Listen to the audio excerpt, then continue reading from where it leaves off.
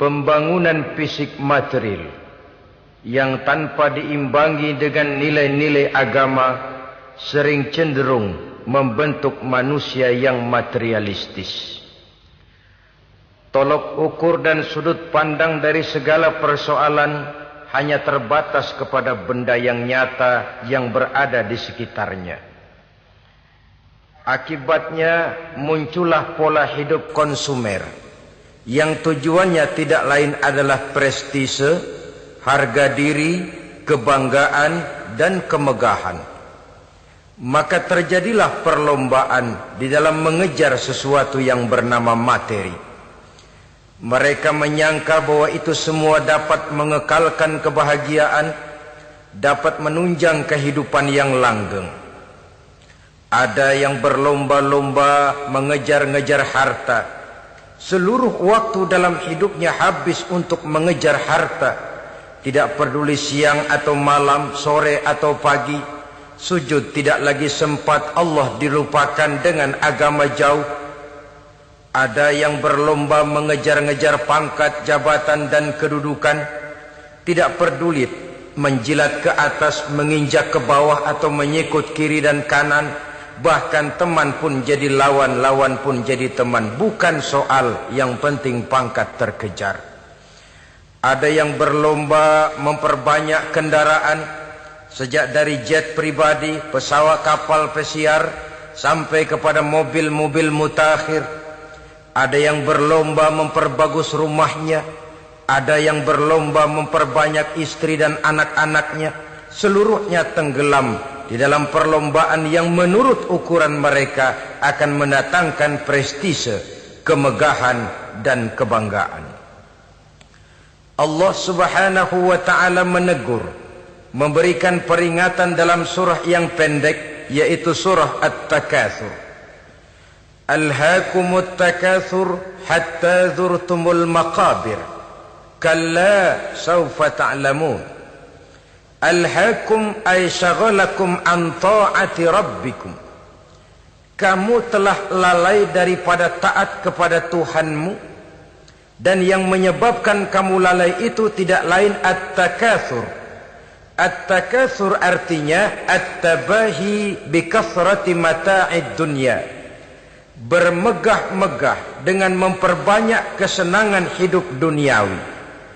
Dengan kata lain, berlomba-lomba mengejar kemegahan duniawi telah menyebabkan kamu lalai daripada mengingat, daripada taat kepada Allah Subhanahu wa ta'ala. Apabila orang cenderung materialistis, seluruh kegiatan hidup dikerahkan untuk berlomba memperbanyak materi. Apa namanya harta benda, apa namanya rumah, apa namanya pangkat dan jabatan.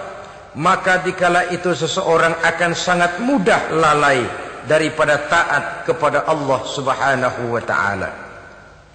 Hilanglah kesadaran bahwa sesungguhnya apapun yang kita miliki dalam kehidupan dunia ini tidak lain hanya barang titipan sementara.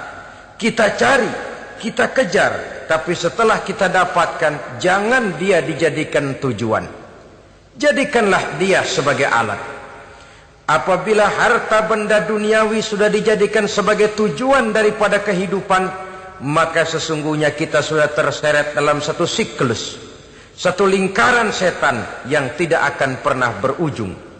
Sebab manusia dalam berhadapan dengan materi duniawi tidak akan pernah mengenal kata cukup, tidak akan pernah mengenal kata puas, dan tidak akan pernah bertemu dengan titik. Selalu koma, selalu kurang, selalu tidak ada cukupnya. Apalagi kalau bicara soal keenakan, kenikmatan, kesenangan, itu cuma sekedar sudut pandang saja. Saudara barangkali kalau menghayal akan berkata, alangkah enaknya jadi menteri, naik mobil empuk ber-AC kemana-mana disambut. Menteri juga barangkali akan berhayal seperti saudara, alangkah enaknya jadi rakyat biasa, bebas duduk angkat kaki di warteg tanpa ada yang mengamankan, tanpa harus terikat oleh protokol-protokolan, tanpa harus diatur ini dan itu. Jadi perbedaan cuma sudut pandang saja. Mungkin tukang bakso melihat tukang cukur itu enak, sebab kepala siapa saja bisa dipegang. Tapi barangkali juga tukang cukur melihat tukang bakso itu enak, dan begitulah selanjutnya. Keenakan cuma perbedaan sudut pandang. Saudara-saudara kaum muslimin rahimakumullah. Oleh sebab itu agama memberikan kesadaran seluruh yang kita miliki, yang dititipi oleh Allah dalam kehidupan ini berupa materi keduniaan, hakikatnya adalah alat dan bukan sebagai tujuan. Apabila alat sudah kita jadikan tujuan, kita akan terjebak ke dalam satu perlombaan yang justru akan mencelakakan kita sendiri. Inilah yang saya maksud dengan sirkuit celaka. Perlombaan yang hanya membuat kita jerih, payah, keringat bercucuran, tenaga terkuras, tapi tidak akan pernah sampai ke garis finish. Karena memang tidak ada garis finishnya. Betapapun jauhnya satu perlombaan, dia mesti punya garis finish. Tapi kalau sudah at-takatsur, berlomba bermegah-megah diri, maka barangkali tidak akan pernah ada garis finishnya. Kita akan terseret dalam lingkaran setan, berputar di seputar itu tanpa tahu kapan berhenti dan di mana titiknya. Agamalah yang memberikan kesadaran. Alhaakumut takatsur. Bermegah-megahan telah membuat kamu lalai daripada taat kepada Allah Tuhanmu. Semua sadar bahwa kita diciptakan tidak lain adalah untuk mengabdi kepada Allah. Nilai pengabdian ini sering lentur, nilai pengabdian ini sering luntur, manakala kita sudah berlomba-lomba bermegah-megah dengan materi kehidupan dunia. Islam jelas tidak menganjurkan penganutnya jadi orang miskin. Bahkan Imam Ali karramallahu wajhah pernah mengatakan, kemiskinan bisa menyebabkan kekufuran. Ayat yang pertama turun juga kita tahu, Iqra, baca olehmu. Kan seolah-olah Quran cuma tidak langsung saja bilang, hai orang Islam, kamu jangan jadi bodoh. Kebodohan menimbulkan kemiskinan, kemiskinan mendekatkan kita kepada kekufuran. Jadi miskin sama kufur tetangga. Artinya dalam kondisi miskin, kemudi hati itu mudah terombang-ambing. Oleh sebab itu sering kemiskinan umat Islam ini dimanfaatkan oleh orang-orang lain untuk menyebarkan agamanya. Padahal agama adalah soal keyakinan yang tidak mungkin ditunjang dengan supermi, ditunjang dengan beras, pakaian, obat-obatan, beasiswa. Agama adalah soal keyakinan. Keyakinan adalah soal kebenaran, dan kebenaran itu adalah milik bersama. Tujuan diciptakannya manusia tidak lain adalah untuk melaksanakan ibadah. Kalau orang tenggelam dalam perlombaan memperbanyak harta, mempertinggi kedudukan, memperindah segala macam yang sifatnya duniawi, biasanya itu akan membuat dia lalai dari taatnya kepada Allah Azza wa Jalla. Kadang bukan hanya lalai daripada taat, juga sering terjebak kepada maksiat. Karena kalau pola pandang dan tolok ukur sudah benda duniawi semata-mata, sangat tidak mustahil orang lalu terjebak ke dalam prinsip menghalalkan segala cara. Asal sudah tujuan tercapai, cara apapun halal. Akhirat nomor 18. Nah, bukankah memang barangkali kita sejak kecil sudah dilatih untuk materialistis? Umpamanya kita hanya sering dilatih untuk takut kepada yang konkret-konkret saja, takut kepada yang nyata-nyata saja. Seorang ibu kalau menakuti anaknya, aduh nak, kenapa ini kau kerjakan? Kalau bapakmu tahu, waduh, habis kamu. Ya, kita lihat, kalau bapakmu tahu, kalau polisi tahu, kalau hansip tahu, kalau satpam tahu. Tapi jarang seorang ibu menanamkan kepada anak, nak, kenapa ini yang kau lakukan, nak? Bukankah kau tahu Allah lihat, Allah tahu, Allah dengar, Allah, nak. Diajarkan takut kepada yang gaib. Karena kalau takut dia kepada polisi, dia pasti bisa cari tempat lain dong yang polisi kagak lihat. Kalau takut dia kepada satpam, minggir dong ke tempat yang kira-kira satpam nggak lihat. Tapi kalau sudah takut itu terpulang kepada Allah, kepada yang gaib, tidak sejengkal tanah pun yang terhalang dari pengetahuan Allah. Tapi itulah salahnya kita. Sejak kecil anak-anak sudah kita latih untuk takut hanya kepada yang konkret-konkret saja. Akibatnya sampai dia besar melembaga dalam kehidupannya. Dia nyolong, kata temannya, kamu nyolong ya? Iya. Kok nyolong sih? Emang. Kenapa nyolong? Biarin.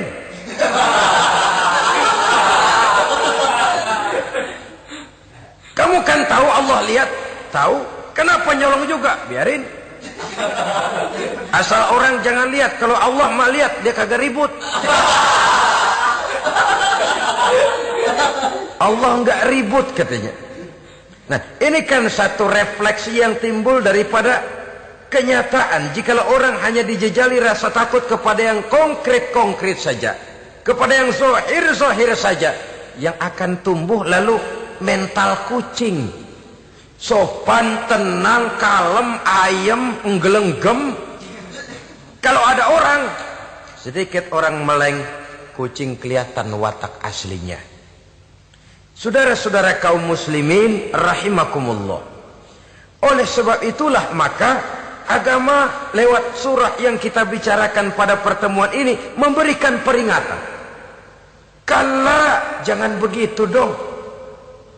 Kamu boleh mencari dunia, silahkan cari harta yang banyak, cari pangkat yang tinggi, tapi jangan itu membuat kamu lalai daripada taat terhadap Allah Subhanahu wa ta'ala.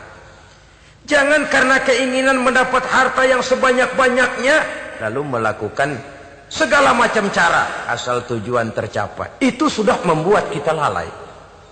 Jangan karena ingin mengejar kedudukan yang tinggi lalu jilat atas injak bawah, nggak mempan jilat, dukun dipakai.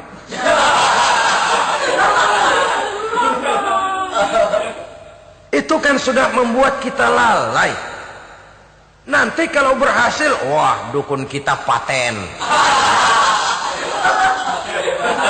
Tapi kalau gagal, dukun sialan kagak mampu. Hilanglah Allah dalam kehidupan kita. Makin materialis, dan perlombaan ini membawa kita kepada kecelakaan. Kala, sekali-kali jangan begitu. Berlomba boleh, cari uang yang banyak. Tapi setelah uang didapatkan, jadikan dia sebagai alat, jangan dijadikan sebagai tujuan. Saudara, bekerjalah, yang giat, carilah uang. Tapi setelah dapat, ajak ngomong tuh duit. Bagaimana ajak ngomongnya? Gini, duit, setengah mati gue nyari lo duit lo. Sore, pagi, siang, malam, peras keringat, banting tulang kaki jadi kepala, kepala jadi kaki, nyariin lo duit. Sekarang kamu sudah saya dapatkan, kamu milik saya duit. Karena kamu milik saya, jadilah kamu budak saya. Jangan saya yang jadi budak kamu. Ini idealnya. Kamu harus jadi budak saya, jangan saya yang jadi budak kamu. Nyatanya kan ada orang nyari duit, setelah duitnya banyak dibudakin oleh duit. Dia sendiri tidak bisa merasakan kesenangan daripada duitnya, konon lagi orang lain. Mau ke pasar ngitung 16 kali. Naik bajai 1000. 1000 itu kalau ratusan semua 1000 lembar. Hitung-hitung, mendingan jalan kaki. Jalan kaki, tengah hari bolong, panas, kan dibudakkan oleh uang. Cari karier, kejar pangkat, kejar kedudukan. Setelah ditemukan itu, jadikan dia sebagai alat, jangan dijadikan tujuan. Pangkat kau milikku, karena kau milikku kau harus jadi budakku, jangan aku yang jadi budak kau pangkat. Suatu saat dia harus lepas dari kita, jiwa ini lapang. Kenapa? Dahulu pun ketika lahir ke dunia tidak ada pangkat yang kita sandang. Dahulu pun ketika lahir ke dunia tidak ada harta yang kita bawa.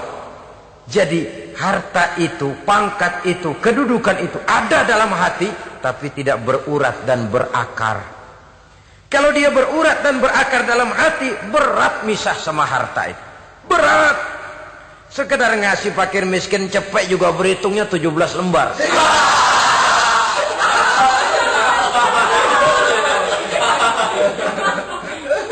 Dengar di kantornya mau ada mutasi, pindah dia dari tempat basah ke tempat kering, baru berita burung udah meriang duluan. Ini nanti bagaimana, itu nanti bagaimana, ini nanti bagaimana. Kan tidak jarang orang yang kena apa istilah kerennya zaman sekarang itu post power syndrome. Post power syndrome ini pernah dianalisa oleh Nabi, kata beliau, irhamu salasatan minan nas. Sayangilah 3 macam manusia. Siapa mereka? Pertama, azizan zalla, orang terhormat yang jatuh hina. Ini yang sering terkena post power syndrome. Biasa kemana-mana dikawal, dihormati, datang ke tempat ini protokol siap, ini serba diatur semua, serba beres. Begitu jabatan selesai atau pensiun, habis orang gak indah-indah. Dia lihat orang diemin aja, orang diemin dan orang tonton. Ini kalau nggak kuat mentalnya, itu kena post power syndrome. Akibatnya ya bisa jantungan, bisa leper, bisa darah tinggi. Ya penyakit-penyakit yang zaman dulu kita nggak kenal. Ini kan makin banyak dokter, makin maju ilmu kedokteran, makin aneh penyakit. Saudara hadirin yang saya hormati, post power syndrome kena apa yang dinamakan frozen emotional attitude. Tidak kuat menghadapi kenyataan. Azizan zalla, orang terhormat yang jatuh hina, itu sangat perlu dikasihani. Yang kedua, ghaniyan qad iftaqar, orang kaya jatuh miskin. Ini juga sama. Biasa hidup apa ada, serba ada, lalu harus hidup apa adanya. Ini kalau kurang-kurang kuat benar-benar memble ini.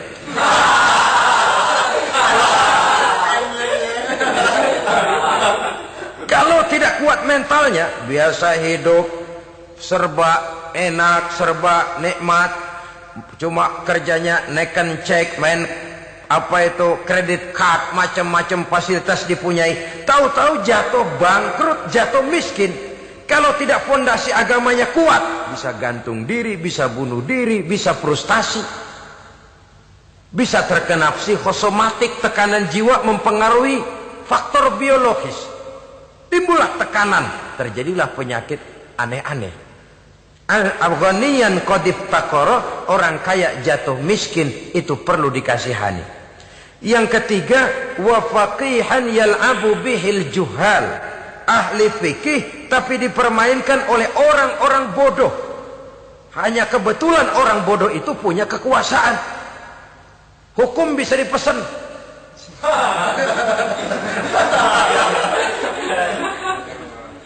Aturannya haram, Ustaz, ada haram dikit aja dah.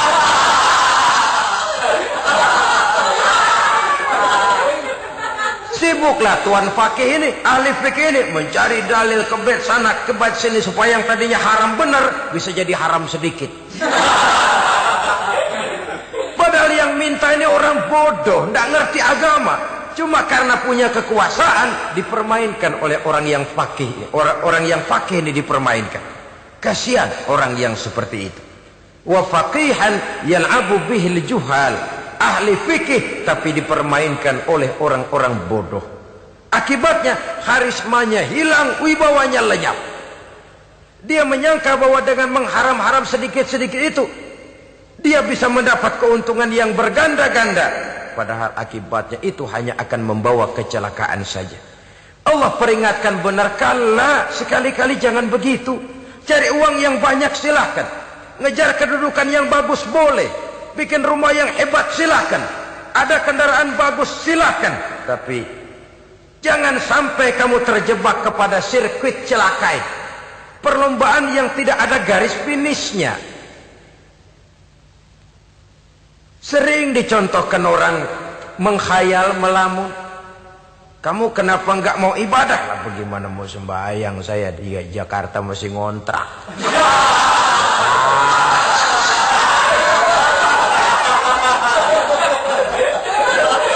Bingung, tiap akhir tahun kontrakan habis. Kalau punya rumah sendiri walaupun kecil-kecilan, tenanglah saya ibadah. Baiklah, oleh Allah diberikan rezeki, bisa bikin rumah walaupun kecil-kecilan. Sudah punya rumah sendiri, belum juga ibadah, apalagi mulur lagi. Habis bagaimana mau sembahyang, rumah kecil banget. Pinggir kali, asal hujan bocor ya.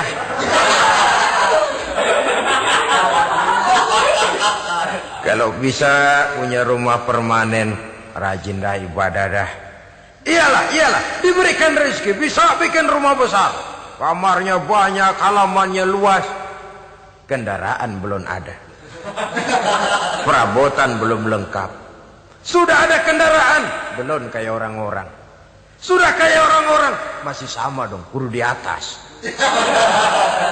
Kapanlah selesainya? Kala, sekali-kali jangan begitu.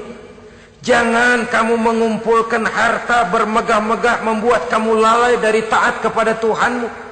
Engkau tinggalkan rukuk dan sujud, engkau jauh dari masjid, engkau kering dari kehidupan beragama.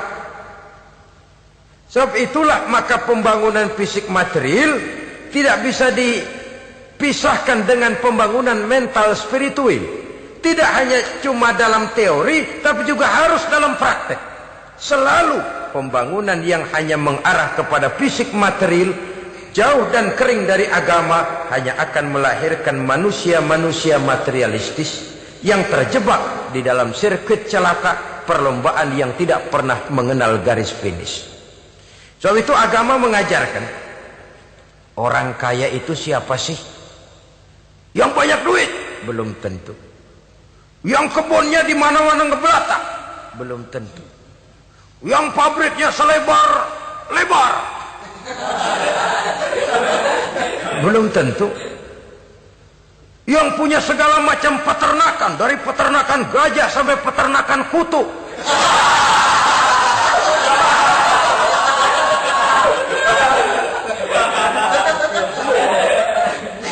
Belum tentu. Agama memberikan tuntunan yang sangat luhur. Orang kaya itu adalah orang yang hidupnya cukup. Orang miskin itu orang yang selalu merasa kurang. Bagaimanapun banyak duit saudara miliki, kalau masih merasa kurang, masih miskin saudara. Saya punya uang 1.000 rupiah, Anda punya uang 1 juta rupiah. Mungkin saya lebih kaya dengan uang yang 1.000 ketimbang Anda 1 juta. Kenapa? Dalam tangan saya uang 1.000 besar, artinya sesuai dengan kebutuhan saya. Tapi di tangan Anda uang 1 juta, kebutuhan Anda lebih besar daripada itu lagi.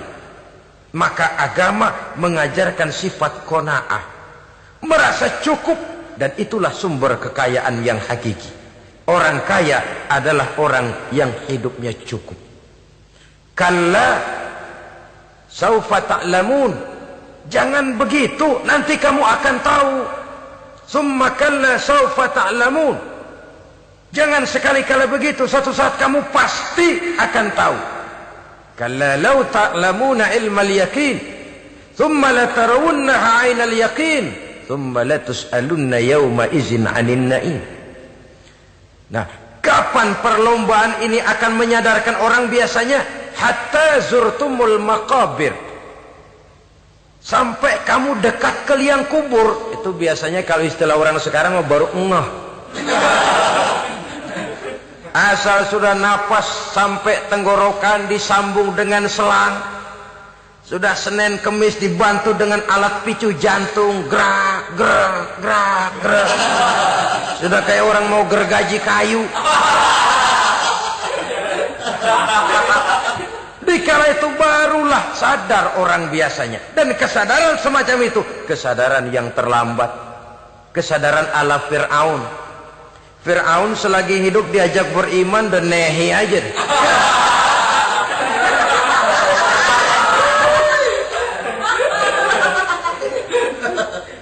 Tapi ketika dia tenggelam di lautan merah bersama seluruh tentaranya, dikala napas hampir terputus, keluar ucapannya, amantu bi Rabbi Musa wa Harun. Aduh, kalau begini mah saya juga percaya kepada Tuhannya Musa dan Harun. Saya beriman kepada Allah. Lagi timbul tenggelam mau sekarat baru beriman. Hatta zurtumul maqabir. Kamu telah lalai dari sebab bermegah-megah sampai kamu masuk ke liang kubur, dekat ke liang kubur. Kalimat zurtum di sini menjelaskan bahwa kubur itu tidak selamanya. Zurtum itu dari kalimat zaro ya zuru, berziarah. Orang berziarah kan sebentar. Ke kubur itu sama dengan berziarah kita di situ. Sebentar, tidak akan selamanya, tidak akan kekal dalam kubur. Bahwa kubur itu cuma satu halte dari sekian halte yang harus kita jalani. Hatta zurtumul maqabir ay mutum wa dufintum fil kubur. Sampai kamu mati, dikubumikan dalam kubur, barulah kamu sadar bahwa perlombaan itu hanya sia-sia. Bahwa perlombaan itu tidak akan pernah mengenal garis finish. Bahwa perlombaan itu akan membuat kamu celaka. Begitulah umumnya kebanyakan orang yang terjebak ke dalam paham materialis, baru menyadari kesalahan langkahnya pada saat napas sudah sampai di tenggorokan. Ternyata uangnya yang miliaran rupiah tidak sanggup menyambung nafasnya. Ternyata kendaraan yang serba mewah berkilat tidak sanggup meneruskan kehidupannya. Ternyata pangkat jabatannya yang tinggi yang membuat dia menyebabkan temannya jadi lawan, lawannya jadi teman, tidak akan sanggup menghentikan sang malaikat maut. Kalau keadaan sudah begitu, baru sadarlah kita terlambat. Karena saat seperti itu akan dihadapi oleh setiap orang. Kala, jangan begitu. Sadarlah kamu bahwa kalau sudah dekat ke liang kubur kamu baru insaf, itu terlambat. Sebelum nafas sampai di tenggorokan, pintu taubat masih selalu terbuka. Tapi manakala nafas sudah sampai di tenggorokan, tertutuplah pintu taubat untuk orang yang bersangkutan. Oleh sebab itu, perlombaan dengan bermegah-megah terhadap materi duniawi, tolok ukur dan pandangan hidup yang terbatas kepada wujud benda semata-mata, memang sering menyebabkan orang lalai, sering menyebabkan orang lupa diri, tidak sadar tentang hakikat yang terpenting dari kehidupan ini, yaitu tentang dari mana dia datang, di mana dia sekarang, dan kemana dia akan pulang. Sungguh, ilmu pengetahuan tidak akan pernah mampu menjawab persoalan ini. Sungguh, filsafat juga tidak berdaya menghadapi pertanyaan seperti ini. Hanya agama yang mampu memberikan kepastian batin tentang hakikat dari mana kita datang, di mana kita sekarang, dan kemana kita akan pulang. Makin kita renungi pertanyaan ini, makin kita menemukan diri sendiri. Dan makin kita menemukan mengenal diri sendiri, kita akan semakin mengenal Allah Subhanahu wa ta'ala. Semakin kita mengenal Allah, maka akan semakin terpanggil kita untuk dekat dengannya, mentaati segala perintahnya, dan berupaya menjauhi segala yang dilarangnya.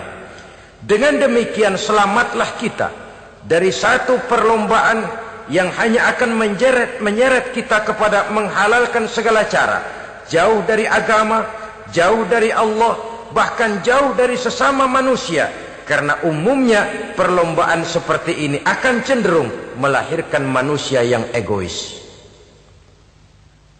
Muslimin rahimakumullah.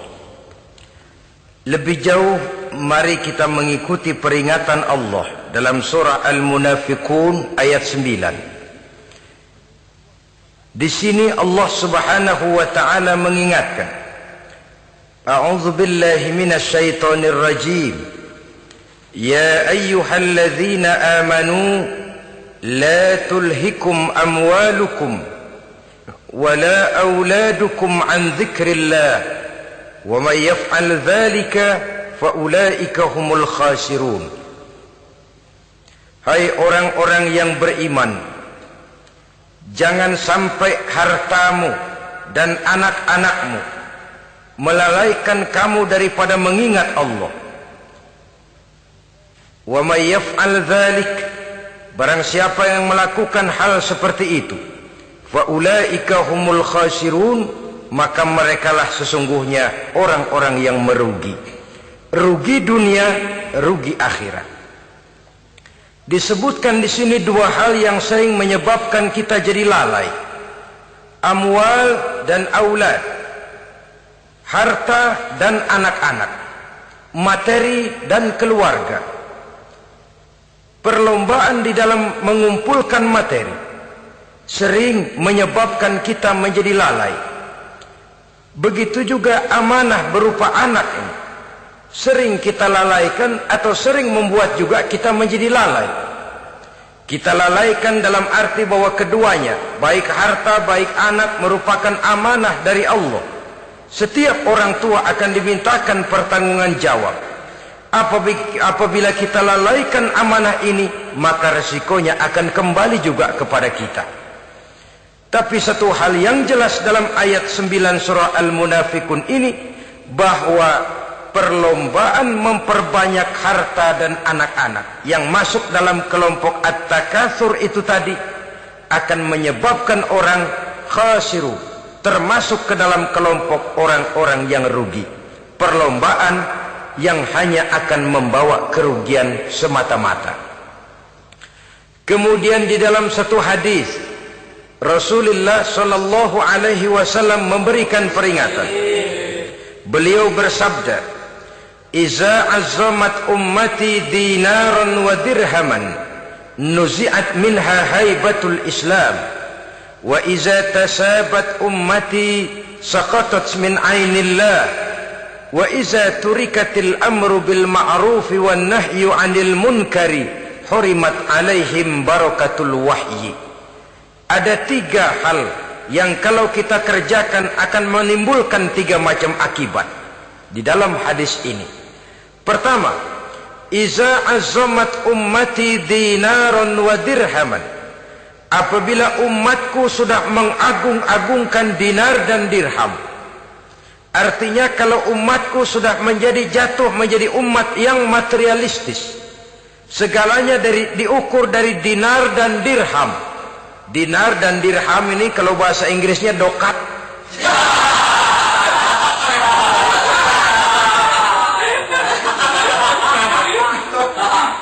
Segalanya diukur dari segi dinar dan dirham saja. Nuzi'at minha haibatul Islam, akan dicabutlah kehebatan Islam dari mereka. Memang ada kalanya kita berkata bahwa tanpa uang kita tidak bisa berbuat apa-apa. Tapi kalau itu dijadikan landasan dari segala sesuatu, itu yang dijadikan ukuran, itu yang dijadikan tujuan, kita hakikatnya sudah gagal sebelum melangkah. Apapun saja profesi kita, apabila sudah menjadi pendewa dinar dan dirham, akan hilanglah kehebatan Islam, akan dicabut kehebatan Islam itu. Umat Islam bisa dibeli, ulama bisa dikontrak, kiai bisa dicarter. Saudara hadirin ma'asyiral muslimin rahimakumullah, apabila umatku sudah membesar-besarkan dinar dan dirham, bermegah-megah dengan itu, berlomba-lomba memperbanyak itu yang menjadi tujuan dan tolok ukur dari segala kegiatan, nuzi'at minha haibatul Islam, akan dicabutlah kehebatan Islam. Hilang itu wibawa. Walaupun dia bernama umat mayoritas dalam jumlah, tetapi dia minoritas dalam peranan. Mayoritas dalam bilangan, tapi minoritas dalam percaturan kegiatan hidup ini. Kita ingat di zaman pengembangan Islam di masa Rasulullah sallallahu alaihi wasallam, mereka berlomba-lomba mengorbankan dinar dan dirhamnya untuk kepentingan agama. Bukan mengorbankan kepentingan agama untuk mencari dinar dan dirham. Kita di zaman sekarang sering terjadi penjungkiran nilai, terbalik yang kita amalkan. Nabi Ibrahim mengorbankan putranya Ismail untuk kepentingan agama. Kita sering sekarang ini mengorbankan kepentingan agama untuk anak-anak kita. Dulu anaknya yang dikorbankan buat agama, sekarang agamanya dikorbankan buat anak. Dulu dinar dan dirham dibelanjakan untuk menopang agama, sekarang agama dijadikan alat untuk mencari dinar dan dirham. Saudara-saudara kaum muslimin rahimakumullah, memang apabila dinar dan dirham digunakan untuk penyangga perjuangan, itulah idealnya. Saya katakan tadi, dinar, dirham, uang, dunia cuma sekedar alat, bukan sekedar tujuan. Kita memerlukan alat ini. Membangun pesantren tidak cukup dengan semangat. Membangun rumah sakit Islam tidak cukup dengan pidato. Membangun masjid tidak cukup dengan semangat menggebu-gebu. Kita perlu semen, kita perlu pasir, kita perlu batu kali, kita perlu besi, dan itu semua beli. Tidak turun dari langit seperti turunnya embun di waktu pagi. Tidak mungkin rumah sakit Islam muncul ke permukaan hanya dengan simsalabim abracadabra.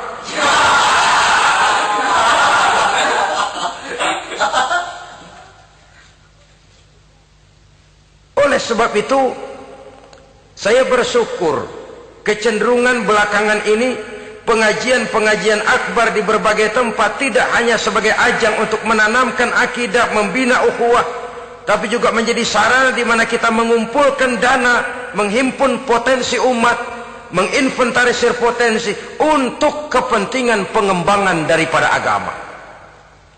Meskipun ada satu dua orang yang salah paham tentang ini, sampai kemudian saya mendapat satu merek yang cukup tidak enak untuk didengar, mengkomersilkan pengajian katanya.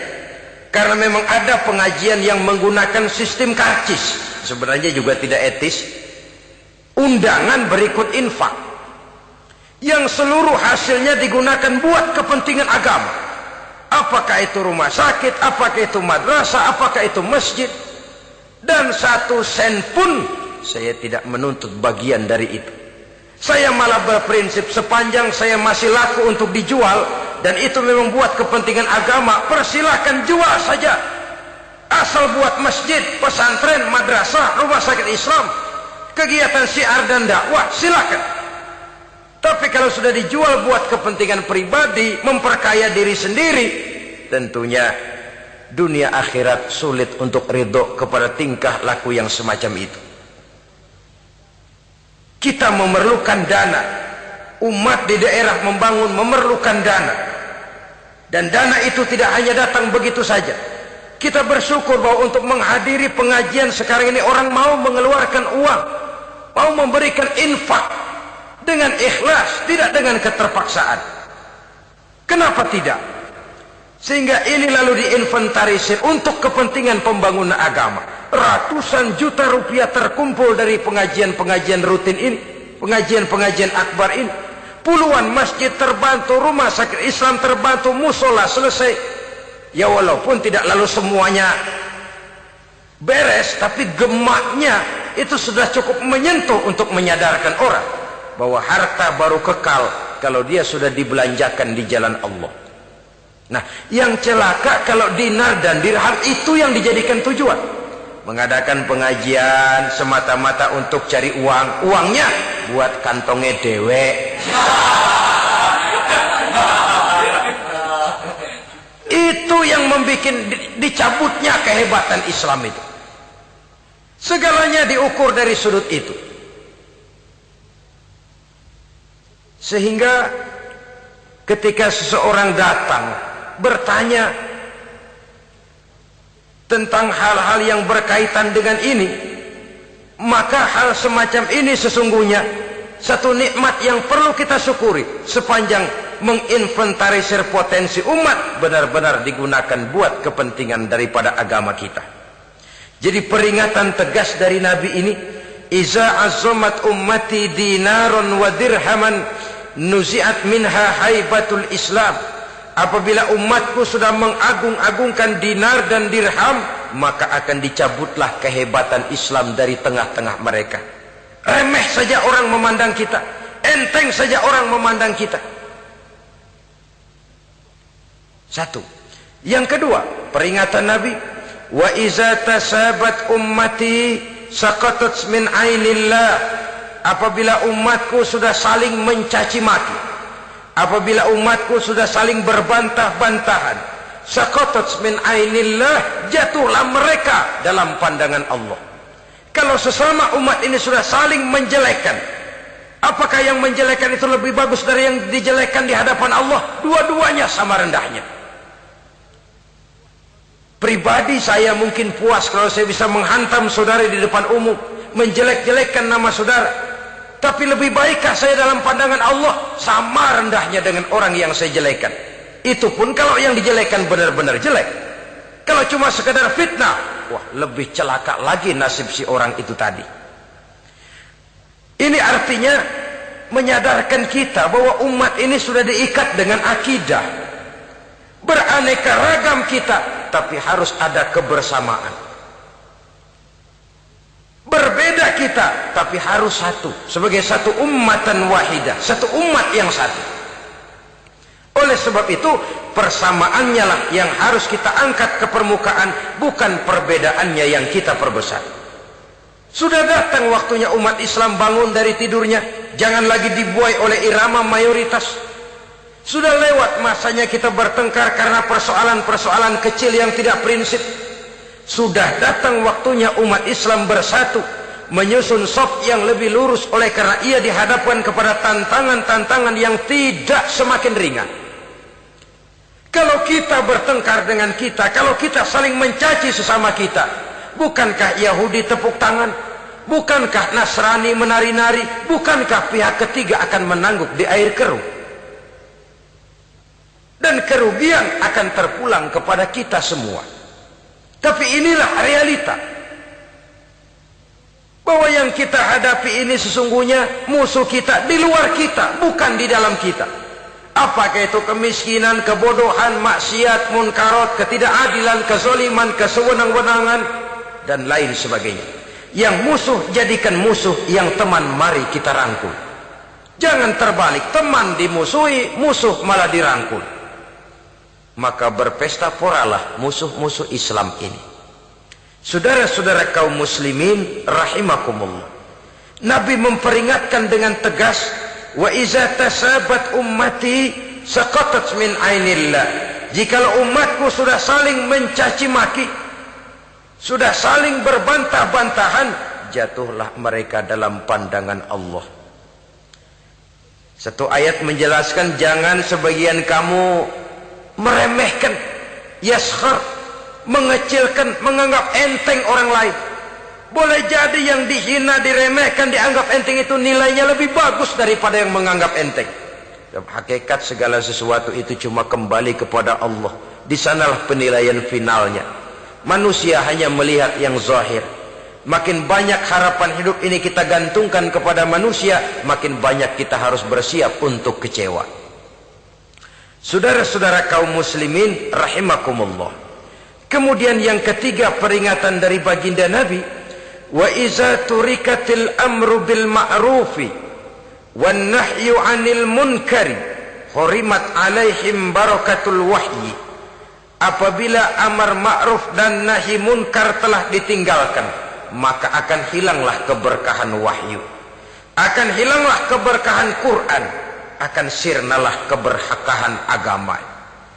Amar ma'ruf dan nahi munkar ditinggalkan, artinya di tengah masyarakat sudah tidak ada lagi yang menyerukan ini baik, ini tidak baik, ini halal, itu haram. Mari kita sholat, mari makmurkan taklim, santuni yatim piatu, makmurkan masjid. Seruan ke arah itu tidak lagi terdengar.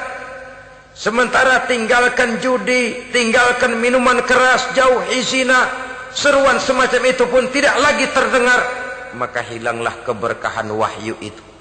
Karena amar ma'ruf dan nahi munkar merupakan bagian daripada ajaran agama kita. Menjadi sponsor dari segala macam kebajikan dan menjadi penghalang daripada segala macam kemunkaran sesuai dengan batas kemampuan yang kita miliki masing-masing. Nah, saya kembali kepada persoalan pokok di awal pembicaraan tadi. Bagaimana jalan keluarnya? Jalan keluarnya tidak lain adalah upaya. Bagaimana kegiatan yang sifatnya fisik material ini diimbangi dengan kegiatan yang bersifat mental spiritual. Upaya menghidupkan majelis-majelis ta'lim, upaya memakmurkan masjid-masjid sebagai laboratorium rohani untuk mewujudkan keseimbangan dalam pola pikir yang akan berlanjut dalam gerak hidup yang kemudian akan tertuang dalam segala perbuatan manusia. Apabila sudah terwujud kepincangan dalam pola pikir, akan pincanglah caranya bertindak dan berbuat, akan pincanglah pandangan hidupnya, akan pincanglah orientasinya di dalam kehidupan ini. Oleh karena itu, Islam dalam berbagai aspek kehidupan mengajarkan sistem keseimbangan. Mencari harta boleh, tapi tidak boleh keluar dalam kerangka fastabiqul khairat. Berlomba-lomba silahkan, tapi untuk kebaikan. Bukan untuk bermegah-megah, bukan untuk menumbuhkan gengsi, bukan untuk meninggikan prestise dan harga diri, tapi fastabiqul khairat, berlomba-lomba di dalam mengejar kebajikan, di dalam menyebarkan kebaikan. Bukan sekedar berlomba-lomba, tapi tolong menolong, bantu membantu. Ta'awanu 'alal birri wat taqwa wa la ta'awanu 'alal ismi wal udwan. Bertolong-tolonganlah kamu di dalam kebaikan dan takwa, jangan bertolong-tolongan di dalam perbuatan dosa dan permusuhan. Kerjasama di dalam kebaikan, kerjasama di dalam ketakwaan. Ada satu contoh yang menarik bahwa umat Islam di dalam ia menjalin kebersamaan itu harus seperti orang main sepak bola. Saudara lihat, orang main sepak bola, kalau pertandingan belum dimulai, silahkan kumpul di luar lapangan, atur strategi yang baik. Tapi kalau pertandingan sudah dimulai, turun ke lapangan hijau, jangan kumpul terus. Masa ada sepak bola gotong royong, groyok ke sana, groyok ke sini, ya kalah terus. Harus ada yang jadi penyerang tengah, kan begitu toh sepak bola. Harus ada yang jadi kiri luar, kanan dalam, striker, back, penjaga gawang. Yang penting kerjasama, teamwork, lalu mampu menciptakan operan-operan. Yang jadi back jangan ngiri sama yang jadi penyerang tengah. Jangan hasut, sebab bagaimanapun juga andai kata si penyerang tengah berhasil menjaringkan bola ke gawang lawan, kan kemenangan bukan kemenangan satu orang, kemenangan satu kesebelasan, kemenangan satu tim. Ini yang sering terjadi, back ngiri sama penjaga gawang, lalu penjaga gawang ngiri sama penyerang tengah, penyerang tengah ngiri sama kiri luar. Ya kapan mau menggolkan ke gawang lawan? Kita ini satu kesebelasan, posisi boleh berbeda. Umat Islam itu harus ada yang jadi camat, lurah, bupati, gubernur, menteri, jadi jenderal, jadi konglomerat, jadi pengusaha, jadi teknokrat.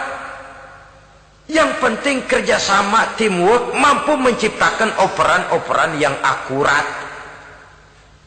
Diego Armando Maradona, enggak pakai dia, enggak. Itu katanya maha bintang, gagah, hebat, bintang lapangan hijau. Kapan Maradona hebat? Kalau ditunjang oleh 10 temannya yang lain, merupakan satu kesebelasan. Bagaimanapun hebatnya Diego Armando Maradona, kalau dia sendirian lawan satu kesebelasan, remek.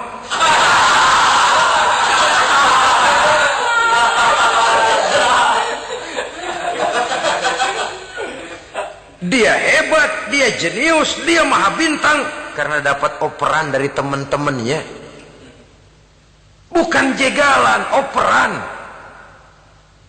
Jadi oleh sebab itu bagaimana kita menciptakan operan-operan akurat yang akan melahirkan kebersamaan di tengah-tengah umat.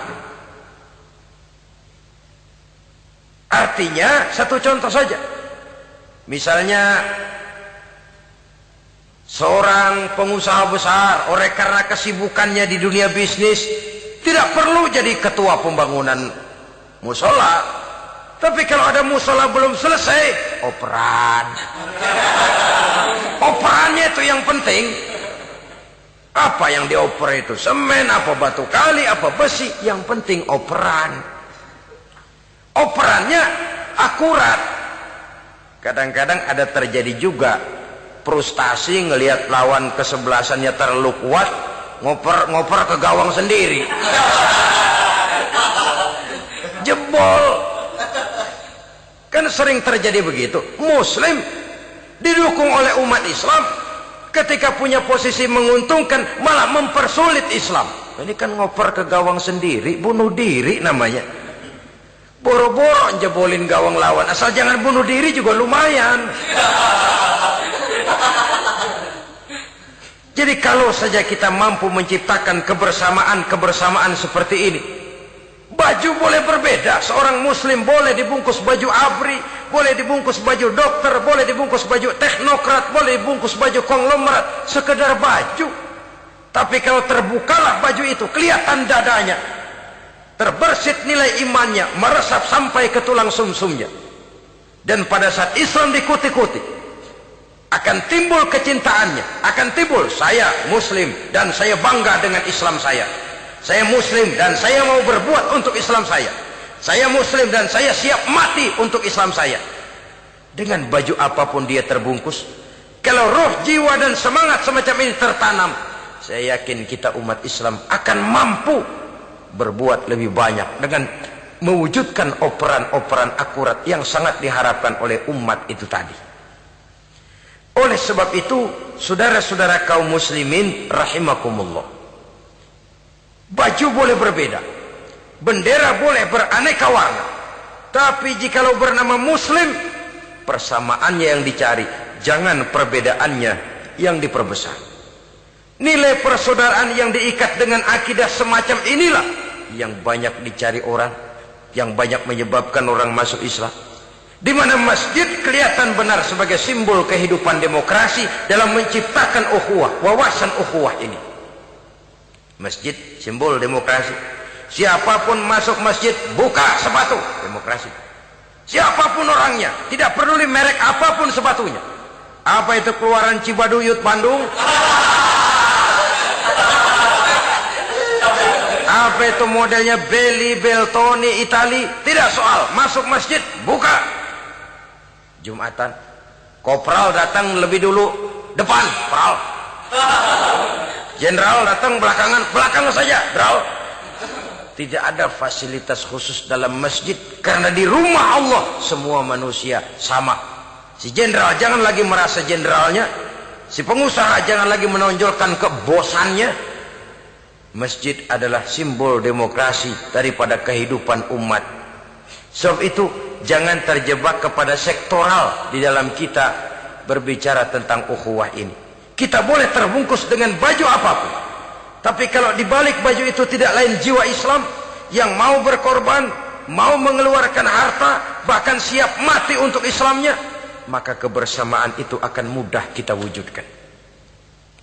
Tapi sepanjang kita berpecah belah, sepanjang kita centang perenang, maka tidak akan banyak yang bisa kita lakukan. Satu-satunya perlombaan yang bukan hanya dibolehkan tapi bahkan sangat dianjurkan oleh agama, yaitu fastabiqul khairat, berlomba-lombalah di dalam kebaikan, berlomba-lomba di dalam memakmurkan masjid, berlomba-lomba di dalam menghidupkan majelis-majelis ta'lim, berlomba di dalam menegakkan yang ma'ruf dan menghancurkan yang munkar, berlomba di dalam menyantuni yatim piatu.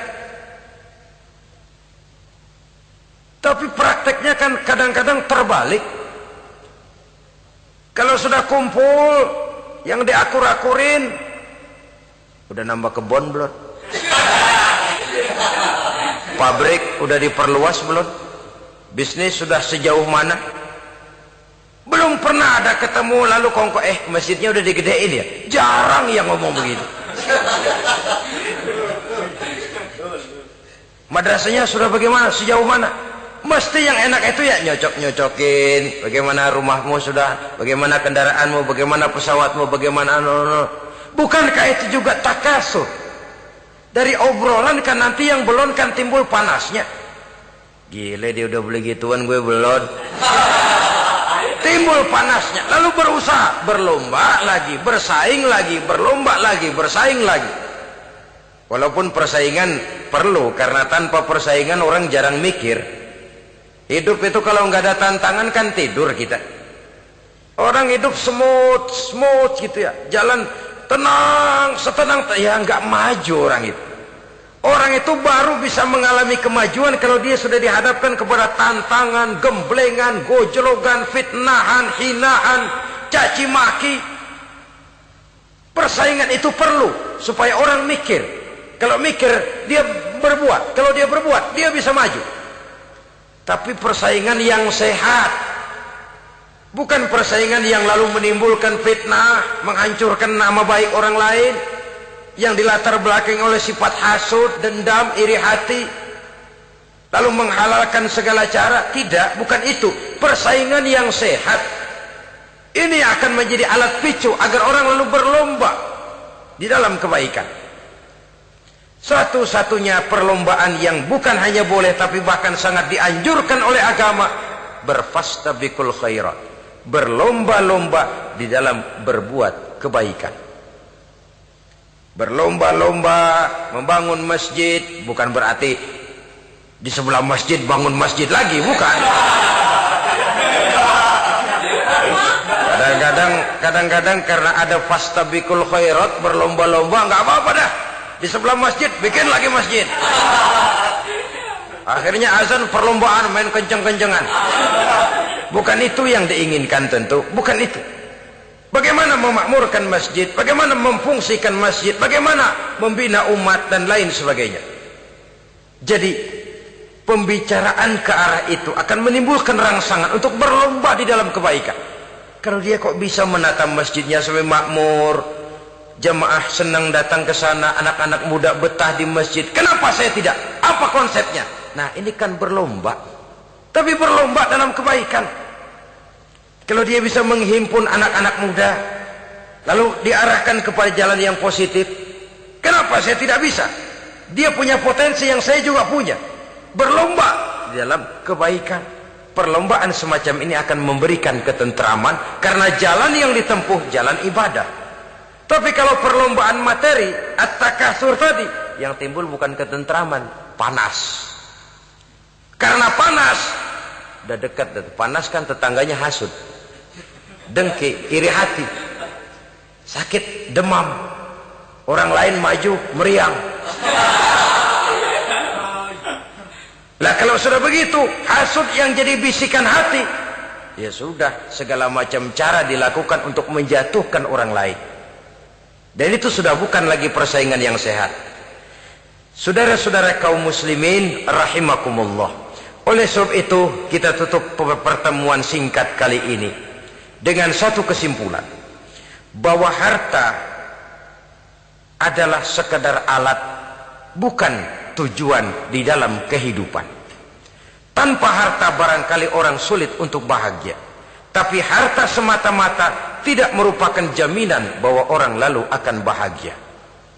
Termasuk di dalam kata harta ini pangkat, jabatan, kedudukan, anak, istri, keluarga, rumah, tanah, pabrik, kebun, peternakan, dan lain sebagainya.